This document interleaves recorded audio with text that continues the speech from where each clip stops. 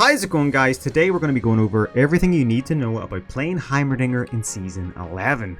There's been a lot of changes from Season 10 to Season 11, most importantly that being mythics and items. So we're going to be touching on items, runes, and bans. So let's get into it. Let's just go. So guys, let's talk about bans going into Season 11. Whenever I was playing mid lane in Season 10, my primary ban was either Syndra or Orianna. Syndra because she's literally the ethos of a Heimerdinger counter. She can throw away your turrets and yeet them away and one-shot you in the process. Orianna, extreme pressure, really strong range, and just her general kit is just an absolute menace to play against this Heimerdinger. In Season 11, neither of these champions are my number one ban. My number one ban, believe it or not, in Season 11 is Anivia. Anivia is so freaking strong right now, and until Riot changes her in any shape or form, she will remain number one on the ban list. Her power spike, her damage, her sustain, everything about her is so unbearably strong, especially the fact that she can AoE down my turrets and one-shot me in the process. So Anivia is numero uno. Number 2 mid-lane ban is Yone, or Yon, or Yone, whatever way you want to pronounce it. It's the dirty brother of Yaz, but 10 times worse because he has so many gap closers and he's just so overchinned right now that it's so hard to deal with, especially as Heimerdinger. I'll beat him pre-6, he'll get 6, and there's nothing I can really do. Yone is just an absolute force to be reckoned with, not just against Heimerdinger, but I guess against a lot of mage-orientated mid laners. Team fight potential and just the general all-in which he has is just stupid. So number 1 Anivia, number 2 Yone. And if we move towards the top lane, if I'm playing top lane, my number 1 ban is actually still Aurelia. I used to ban Aurelia last season, potentially Camille as well, but Aurelia is still my number 1 for the pure fact late game, she's a menace. She can literally use my turrets against me the same way Yasuo does as well. Dashes, she kills my turrets, and she just runs me down to level 6. That does not mean that you cannot beat her. Of course you can beat her, but it's just a lot harder, and you want to take away any kind of extra hard work whenever you're playing League of Legends, and Aurelia is a lot of hard work. My number 2 ban actually for top lane is probably Yone as well. Just because obviously he can go multiple lanes. I really don't have that hard of a time against really any other top laner apart from potentially Aurelia. Camille's pretty strong right now. Darius, Fiora, I feel like if I keep them at bay, if I kind of play a little bit more passive, Leandri's poke from afar, it's an absolute easy lane. But Yone and frickin' Aurelia, boys, top lane, get them out. Always, if Aurelia's banned, ban Yone, but most of the time she's not banned, so prioritize Aurelia. If I'm playing Heimerdinger ADC, then my 2 bans primarily consist of Samira, because Samira, if she gets any kind of early lead, she will just run with it and become 16-0 in a matter of minutes. I don't know what happens, but apparently she's on steroids and she just turns 1 kill into a million kills. It's rough. Again, this does not mean that it's hard to play against Samira, it's just her late game skill into comparison of that of a Heimerdinger is so much stronger. So I don't really want to have to deal with that if the game goes 30-40 minutes in. Number 2 ban, if I'm playing bot lane, is probably just going to be a safe Caitlyn ban. A safe Caitlyn ban or a Lucian ban. Lucian can dash, Caitlyn has insane range. It's kind of a personal preference, but Samira is the one I want to take out of the mix early. If Samira's banned, one of these 2, Jhin used to be up there, but Jhin got a little bit nerfed recently, got tweaked back a little bit. So yeah, prioritize Samira. And it may be Caitlyn or Lucian. It's up to you personally.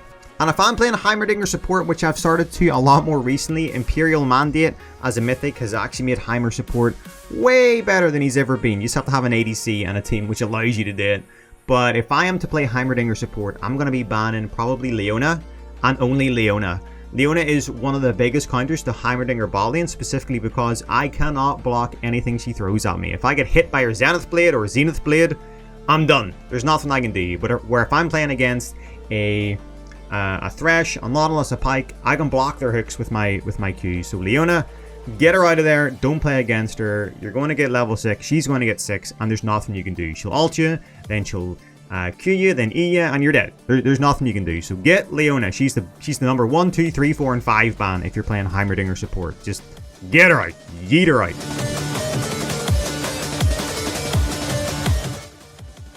So guys, now let's talk about runes.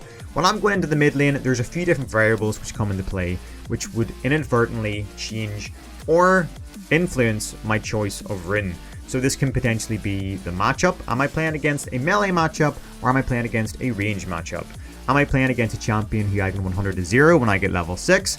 Or am I playing against a little bit more of a tanky orientated champion? Am I playing against an assassin orientated jungle? Or am I playing against a tanky jungle who has a lot of CC? Am I playing with a comp who has a lot of high burst damage?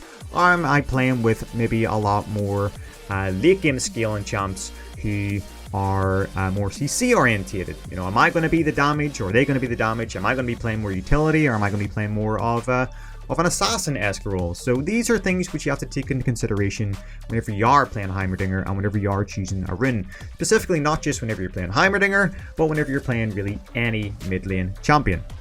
So guys, if I am playing against a melee orientated champion who I personally feel I can burst down or 100 to 0 pretty damn fast at level 6, I am more than likely going to go Electrocute or Dark Harvest. And the reason being is the ease of proccing these runes with auto attacks, with your turrets, and the amount of pressure you can put on early game. Heimerdinger is not really a late game champion. Yes, he can push, and yes, he can help with objectives, but when it comes to 1v1 scenarios or 1v2 scenarios, he's not going to be as strong as a lot of other mid laners. He just really isn't. So I personally feel that pre-6, Heimer is huge. Mid game, he's pretty big. Late game, he's alright, but he's never going to be the scaling mid lane which you rely on. So you can inadvertently shut down any early game snowball or early aggression that potentially a Zed or a LeBlanc or a Gragas or even an Echo or hell, even a Kassadin sometimes, depending on what route you go down.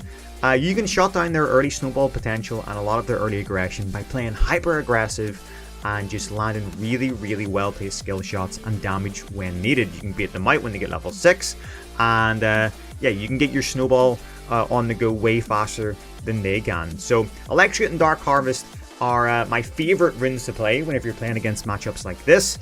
They really don't expect it. They are just so used to potentially going all in and being the aggressor, and sometimes a good defense is a good offense, especially whenever you're playing a champion like Heimerdinger. So Electrocute or Dark Harvest for the primary rune guys. Remember to utilize the fact that you can proc these with your turrets quite easily. And then we go down to Taste of Blood. So Taste of Blood is a really, really strong choice, guys. You can go Cheap Shot, or you can go Taste of Blood. But Taste of Blood combined with Ravenous Hunter is just an absolute match made in heaven for the early sustain and the early regeneration. Combine this with a refillable potion, and again, like turret autos or just your spells in general, proc and Ravenous Hunter. Taste of Blood combined with all this gives you a really, really good early game regeneration. So now we move on to Ghost Poro or Eyeball Collection. So both of these runes are pretty good. One or the other, it doesn't really make that much of a difference. I played a lot of Ghost Poro last season. I played a lot of Eyeball Collection this season. And it's just personal preference really, guys. Sometimes I'm feeling a little bit like a Ghost Poro, and sometimes I'm feeling like an Eyeball Collection. But regardless, maybe Eyeball Collection is a safer bet, but it's up to you. And then we move on to Ravenous Hunter. So Ravenous Hunter, like I said earlier, is such a strong rune, specifically on Heimerdinger, the way the Omnivamp works on his turrets and with his kit in general. So combining this with a refillable potion, Taste of Blood, and so on, you have a lot of early game regeneration without really having to think about it or try it. I have tried so often to play without Ravenous Hunter and to play without Taste of Blood, maybe as support or as an AD carry, and it just feels like I'm playing handicapped. It feels like I'm playing with my arm behind my back. So really, if you're not already using at least one of these runes, please start using it. Please start using it. Inspiration Tree is great and so on, but Domination, at least as a secondary rune page, is fan-freaking-tastic. So now we move on to our secondary tree, and the secondary tree which I like to play is a sorcery tree, and this can be kind of changed to your playstyle if you want, when you want it, but I like to go Scorch. So some people like Scorch, some people don't like Scorch, but I really like it. So you can either go Mana Flow Band, or you can go Scorch. It's really dependent on your playstyle. I like to build a chapter, so I feel like I don't need a mana flow band. If I'm playing maybe an aggressive rampage like Electrocute and Dark Harvest, but I'm playing a lot more aggressive with my build path like a Night Harvester, who obviously does not have any mana built into it with the chapter, then I'm maybe more inclined to go mana flow band. But without mana flow band, I feel that I can handle myself pretty damn well with a Doran's and with a chapter. Realistically, because of the regeneration early, you're going to be potentially just focusing on CS and focusing on auto attacks, focusing on turret autos, and being a lot more efficient with your mana management. And if you're not being efficient with your mana management, then that's definitely something you need to work on as a Heimerdinger player. A lot of people say to me, Rezone, Gathering the Storm is way better than Scorch, what are you doing? And then I say, yes, but how long is your next game going to be? And the answer is, you have no idea how long your next game is going to be. It's going to be a 15-minute win, it's going to be a 15-minute loss, it could be a 30-minute win, it could be a 30-minute loss, it could be a 1 hour 30 game, you have no idea. But realistically, the majority of the games I'm playing, especially in Season 11, they really only last about 20 to 25 minutes. And in theory, Gathering the Storm is still more efficient because it obviously is going to give you 24 AP or 48 AP. But the damage which Scorch gives me early game is taken completely differently than the damage it gives me late game. So if the damage from Scorch early game allows me to get a kill at level 3 or 4, then I count that damage a lot more highly than potentially the AP or the damage I'm going to get at 20-30 minutes into the game. Because I could potentially not have enough damage early game to potentially lock in the kills which I would have otherwise if I had Scorch. Remember, this is an aggressive rampage, this is an aggressive setup, so you want to try and do as much damage early as possible. And realistically, Gathering the Storm just does not do that. Gathering the Storm does not give you the amount of damage which I feel you potentially need to lock down some early kills. And then we move on to our final rune, which is Absolute Focus, which I feel is just a really good standard rune to have in this rampage and in this aggressive playstyle and setup. Above 70% health, you gain extra adaptive damage. I feel like it's a no-brainer, and it works again really well with Scorch and really well with Electrocute. And then we finish off with +9 adaptive force, +9 adaptive force, and then magic resistance or armor depending on who you're playing against. So you're playing against a Zed, then you go armor. You're playing against a Gassadin, then you go magic resistance. It's as simple as that. So guys, now we move on to our Comet rampage, and this is probably going to be the rampage which you're more than likely going to take majority of the time. And it's not because it's the best rampage, it's because it's the easiest to play and it works probably most of the time against most setups. The Electrocute aggressive rampage is high risk, high reward, and the playstyle is fun, and it is very, very good late game, especially if you get fed early. But it does take a lot of getting used to, especially because Heimerdinger is more of a passive kind of farming mage. You poke from afar, you know, you don't really run in and go within melee range, but you can with the Electrocute rampage. You guys have seen it before, you've seen it in my streams, you've seen it in my YouTube videos, but this is going to be something which you play the majority of the time. And the reason being is the ease of proccing Comet with Heimerdinger's kit. Very easy damage, there's no real opportunity cost, it's just you throw a W, you throw a grenade, potentially put a turret down, they attack, and Comet procs. Comet procs are just always flying against your enemies whenever you're playing Heimerdinger. So obviously it's a Comet rampage, so your main rune is Comet. We then move down to Mana Flow Band. Mana Flow Band obviously plays really, really well into the playstyle of this. Obviously, previously I was saying that you don't need it if you build a chapter, but the playstyle is significantly different with Comet and with Electrocute. Having Mana Flow with a chapter allows you to just constantly throw out skill shots without really having your mana reservoir go empty. So Mana Flow Band for me, personally, is really, really good. It's really, really strong, especially early game. Absolute Focus then and Scorch. Obviously, this was the same kind of rune setup I took when I was playing in my Electrocute rune page, but I took these guys secondary. Absolute Focus and Scorch. Scorch with Comet is fantastic, especially if you potentially combo this with a Ludens or you combo this with a Leandries, because obviously one single spell can proc all three of those things, and it's a match made in heaven, especially if you're slowly grinding down your enemies piece by piece.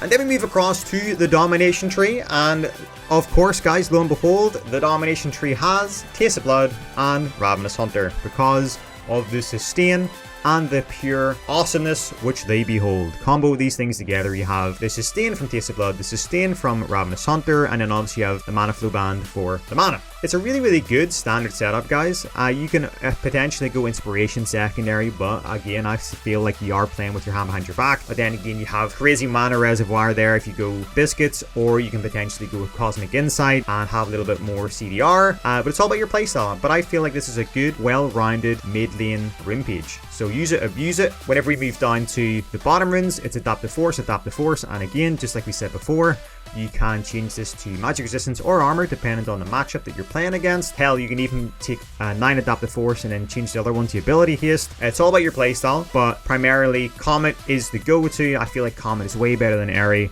I've tried Airy a few times now in Season 11 and I feel like it's very, very lackluster. I've tried it many lanes and Comet just stays so true, especially the fact that your turrets can proc Comet. That alone is very, very strong for me anyway. So now we move on to our top lane rune page, guys, and it's very similar to that of our Comet mid lane rune page, but with a few tweaks here and there. So this is the one which I would use nearly every single game if I'm going top. Again, there's a few tweaks here and there. You can potentially even go secondary precision tree with the new presence of mind and stuff, but I feel like this is what you should go. So we have Comet as our primary main rune, and then we move down and we have Mana Flow Band, and then the next two runes are where we kind of change it up. So we can potentially go Transcendence, which is obviously a little bit different because we get that ability haste, or you can stay true to the absolute focus. If you maybe want to play a little bit more passive and stay far away, you might be above 70% health. Usually when you're playing top lane and you're against a bruiser and you drop below 70% health, you don't just drop below 70% health, you usually drop to 0% health because you die. So maybe Transcendence is a safer bet. And then Gathering the Storm is actually pretty good top lane in my opinion, because of the way top lane kind of works.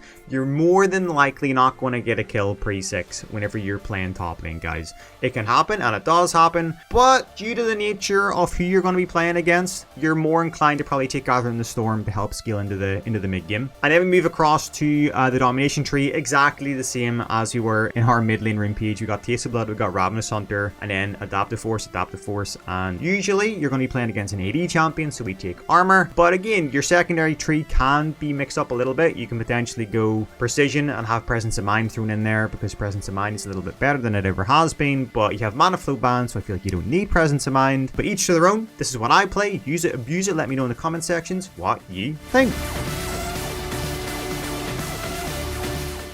So let's talk about the best build and the best mythic to buy on Heimerdinger. And realistically, whenever you think about mythics, especially in the mid lane, there really only is a few which make sense. And for me personally, I primarily build the same one the majority of games, and that is Liandry's. Going into early season 11, I feel like Liandry's is an absolute no-brainer whenever it comes to Heimer. Is it the best buy? Probably. Is it the only buy? Most definitely not. So whenever I'm playing Heimerdinger, specifically mid or top, Liandry's is so good specifically because it procs on turret auto attack. So having that just ability in general is so freaking strong, and it's very, very safe. It procs on turret autos, it procs on missiles, grenades, beams, so you can effectively in a 1v1 or 1v2 scenario consistently keep the burn damage procced and going by it being refreshed by every single potential attack you use that is not an auto attack. And that is why Liandry's is so strong for me personally on Heimerdinger. There's no downtime on it, where whenever you're playing a Night Harvester or a Luden's Mythic, then there's a significant downtime from the damage which you do. Obviously the damage in burst format is so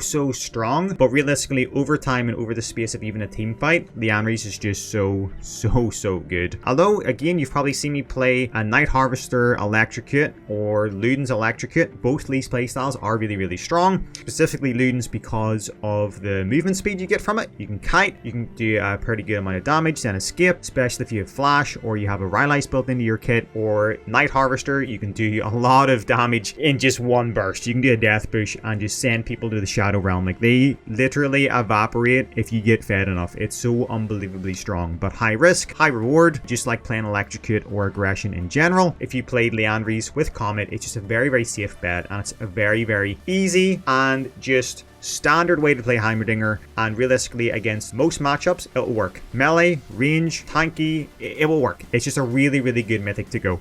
And staying true to the burn, we would probably go Demonic Embrace as your next item. Not always your next item, but definitely in there in some shape or form. So Demonic Embrace, Liandry's, both proccing on turrets, just like you would play a poison oriented champion like a Teemo or a Cassiopeia or a Malzahar or something like that. The turret autos, being able to proc these, is just so strong. You're not going to 100 to 0 somebody, remember. This is not like a high burst build, but a really strong, annoying, just dwindling people down bit by bit, turret auto, full combo, whatever it may be. It's just a really annoying build. Obviously, Demonic Embrace as well. It gives you a good amount of tankiness. Comboed that with Liandry's just works so freaking well. And staying true to the fact that our turrets can proc items, we're going to go for a Rylai's next. So Rylai's obviously procs off turret auto attacks, so does Demonic Embrace, so does Liandry's, so does Comet, and technically so does Scorch as well. So one turret auto is going to do a lot of damage. 3 turret autos, it's going to do a lot of damage. It's going to be pretty damn good. And this is a very strong build because it gives you a good amount of tankiness as well as damage, and it scales really well into the late game. The only downside, like I said before, is the fact that you are not going to 100 to 0 somebody like you would if potentially you were playing a Night Harvester or a Luden's Mythic with a Void Staff or a Rabadon secondary. This is a very easy playstyle, a very safe playstyle, but a very strong playstyle as well. This build can be taken mid, this build can be taken top, this build can even be taken as a support as well if needed, but the main thing you want to focus on is the fact that you can do a lot of damage without really having to combo a lot of things down. You don't have to land a grenade with a triple beam with an ignite combo. This is very safe, especially when it comes to the 1v2 or 1v3 matchups. So these 3 items are going to be core whenever you take Liandry's. So Liandry's, Rylai's, Demonic Embrace, and the reason being is because they work so well together and they complement each other exceptionally well. If you're going a different Mythic, then you're going to have a different itemization. So for example, you're going for the big brain burst, you're playing Electrocute Ignite, you want to 100 to 0 somebody, you're not going to go Liandry's, okay? You're going to be going Luden's, or you're going to be going Night Harvester. And Luden's obviously is quite safe because you have the sustain from the chapter, going into the Luden's proc, which gives you movement speed for the disengage. So you do the damage, then you leave, you do the damage, you come back again. Or you can go for the Night Harvester, which is bada bing, bada boom, 100 to 0 with the early game damage you get from Hextech Alternator, which is so strong. But remember, there is not a single drop of mana which comes with Night Harvester. So you have a lot of damage, but you have 0 sustain, or you have potentially Luden's, who has not as much damage, but a little bit of sustain thrown in there. So you can pick and choose your poison. If you're really efficient with your mana, you can potentially just go for the Electrocute Ignite comboed with Night Harvester and the Alternator. Really big, it's really strong, and it can work exceptionally well, but realistically Luden's is maybe a safer bet. And the legendary items which help complement these 2 mythics in particular are obviously going to be just as aggressive in their build path as the mythics are themselves. So we're going to be shooting for a Void Staff and a Rabadon's, and Season 10 was kind of similar to Season 11. If you got ahead after you've built your mythic, you get a Void or Rabadon's, and the reason being is it helps you scale into the late game. Realistically, even whenever you're playing Liandry's, you do still get a Rabadon's or a Void, but you just get it at a later point in the game where you're going to be prioritizing it as a second or a third buy if you are potentially playing a Night Harvester. So you maybe go Night Harvester into Rabadon's or Luden's into a Void, and so on and so forth. If you get exceptionally ahead early and you get an early Rabadon's, every single buy after that is inadvertently so big in relation to power spikes. So if I was looking at an end game full build Heimerdinger mid lane with Electrocute and full aggression, I would be rocking Luden's or Night Harvester, followed by a Rabadon's and a Void, followed by a Cosmic Drive and maybe a Demonic Embrace to add to a little bit of tankiness. Or instead of Demonic Embrace, we would go with Zonya because again you are glass cannon, and obviously the boots are thrown in there as well, and we're going to be going sorcery boots for the magic penetration. If we are going around the route of a Liandry's as the mythic, we're going to be going Liandry's, Demonic Embrace, Rylai's, probably your sorcery boots again with a Rabadon's and maybe a Zonya. So guys, that is us officially done for our Season 11 Heimerdinger guide. If you have any specific questions, come by on twitch.tv/RezoneGAMES and I will answer them instantaneously. And if you cannot do that, then comment below and I'll reply when I can and if I can, and maybe even make a video on it depending on what the question actually is. So hopefully you have enough knowledge to go forth into Season 11 and achieve whatever rank your heart desires, whether it be gold, silver, diamond, or maybe even challenger. I'm aiming for Grandmaster Master again this season, but you never know. You never know, guys. But remember to like the video, subscribe if you guys are new here, but most importantly, bros, take it easy. Peace out and good luck on the riff.